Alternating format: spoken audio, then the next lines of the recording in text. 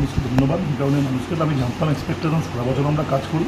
আমি বলেছি যে দেখুন 365 দিন আপনাদের সঙ্গে, তাহলে 1800 দিন গুণ করে দেখুন, 1800 দিন আপনাদের সঙ্গে, একটা দিন আপনারা আমাদের সঙ্গে থাকবেন।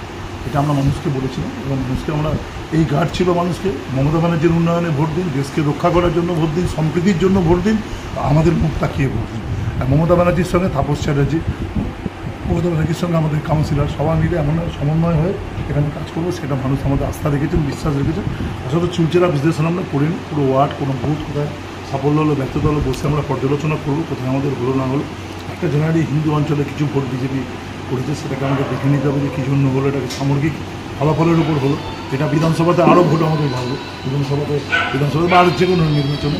এবং একটা সবথেকে বড় কথা আনন্দদায়ক, যে বিজেপিকে আমরা ধাক্কা মারতে, বিজেপি একক মেজরিটি পায়নি, এটা আমাদের কাছে অত্যন্ত গুরুত্বপূর্ণ এবং আমরা আমাদের সিট বাড়িয়েছি পশ্চিমবঙ্গে। এটা আমাদের কাছে সবটা মিলিয়ে আমাদের কাছে গর্ব। আমার নেতা অভিষেক বন্দ্যোপাধ্যায়, তিনি ভারতে রিপ্রেজেন্ট করছেন, এটা আমার কাছে গর্বে, কারণ আমার থেকে জুনিয়র হলো, তিনি হাত ধরে আমাকে এই পার্টিতে এনেছেন।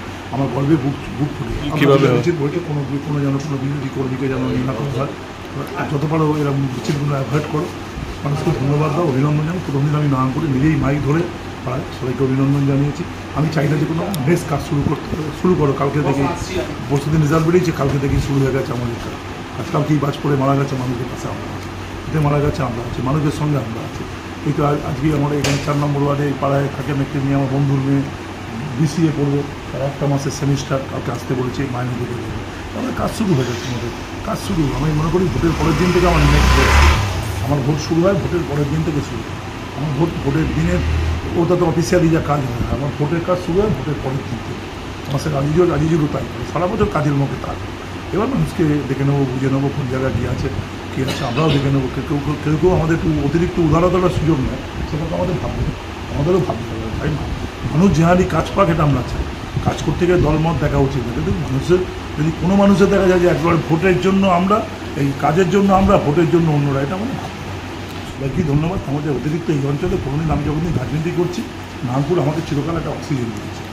গতবার খারাপ পরিস্থিতির মধ্যে নাগপুর হাই সিভিল দিয়েছে, এবারও নাগপুর দেবেন। কারণ আমার বেলা তো 19,000 ভোটের 12-13,000 করেছে, বলুন সেটা থাকবে এখানে কোনো বিকল্প নেই। এবং এটা দেখবেন, এটা আমরা যে বলছি, যদি না কোনো হয়ে যায়, এটা বিধানসভা নির্বাচনে দেখবেন এটা 19,000টা, মানে এই 13,000টা 20-22,000 হয়ে যাবে আমাদের নাগপুর থেকে। সেটা মানুষের কাছে কাজকর্ম করার থাকে। আমরা সারাদিন সামাজিক লাভ সবটা নিয়ে থাকি, মানুষ তার টোটালিটি আমাদের সঙ্গে থাকে। আমরা সম্প্রীতি, মানুষের সাথে মানুষ দেখে কথা আর কাজের মধ্যে মিল আছে কিনা, সেটা আমরা সবসময় মিলি। আর আমি সবসময় সম্প্রীতির প্রশ্ন, ঐক্য ভাববো না, কোনোদিন কোনো সাম্প্রদায়িকতাকে আমি করিনি, জীবনে কখন করিনি সেটা। সেই জন্য সেইটাকে একটা রেখে আমরা এখানে কিনেছি নাগপুরের সমস্ত উন্নয়নে আমরা 1 থেকে 5 আমার ছোটোবেলা থেকে।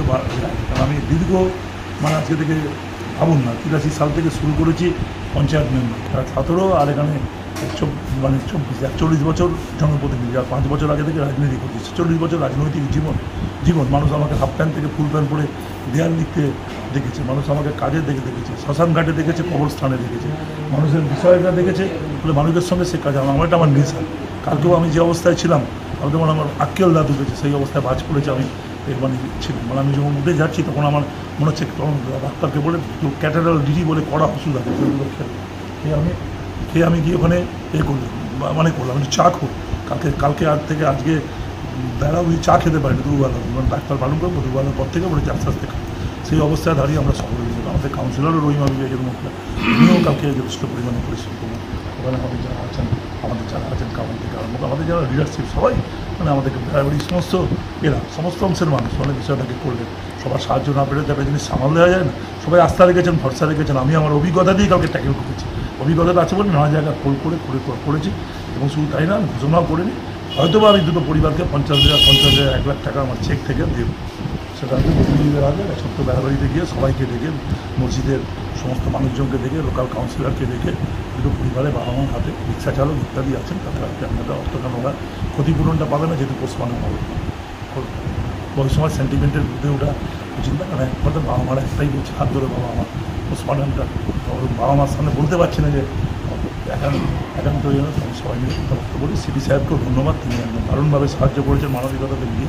এবং চ্যানেলগুলোকে ধন্যবাদ, কাউকে কোনো চ্যানেল নেগেটিভ করেনি, সব চ্যানেল কাউকে প্রতিনিধি সাহায্য করেছে, তাদেরকেও আমি খুব ধন্যবাদ জানাচ্ছি। আনন্দবাজার থেকে আরম্ভ করে সবাই ব্যাপারটা, এবং একজনকে আমি ভর্তিও করেছি একটু এমনি, আমি দেখতেও গেছিলাম, ফেসবুকে দেখবেন, আমি দেখতেও গেছিলাম, আমি বিধানসভা থেকে ফেরার পর দেখে আসতাম, কারণ আনন্দবাজার বললো একজনের অবস্থা বলুন না, একজনের অবস্থা তো খারাপ না, তো রবীন্দ্রনাথ বললেন না এরকম, কিন্তু আপনি রাত্রিরে ভর্তি করেছেন এভিনিউতে, তো আমি এভিনিউর সাথে কথাও বললো, তাও মন মানল আমি নিজের চোখে করে দিই, কারণ আনন্দবাজারের মতো পেপার একটা কথা বলেছে, আমি একটু গিয়ে কথা বলো, আনন্দবাজার সাংবাদিককে বললাম কথা বলো, রিসেন্ট ফ্রাইডের সাথে কথা বলো, আমি বুঝতে পারি না খবর নিয়েছে না, কালকে রাত্রিরে হয়তো গেছিলো, তখন বলছিল খুব খারাপ হয়, এইটা থেকে আমার তো মানে সবাই পেপারগুলো খুব ভালো ভূমিকা নিয়েছে, বাজপাড়াতে সবাই এসছে, পরিবারকে সবাই করেছে, এমনকি ফটো সবাই অ্যাভয়েড করেছে, ফটোও বলছে না তুই মানে এটা করেছে না, যে কালকে কোনো সাংবাদিক মানবিকতা দিয়ে দেখেছে, নেগেটিভ করেনি, মানে কোনো সাংবাদিক বাড়াবাড়ি লোকের উদ্বিগ্ন হচ্ছিল, চ্যানেলে এসছে হয়তো পোস্টমর্টমটা করতেই হবে, তো ওরা সবাই চ্যানেলরা আমার এই স্পিডকে সাহায্য করে, ঠিক আছে মানবিকতা দুটো বাচ্চার বাবা মার কাছে সত্যি এমএলএ কী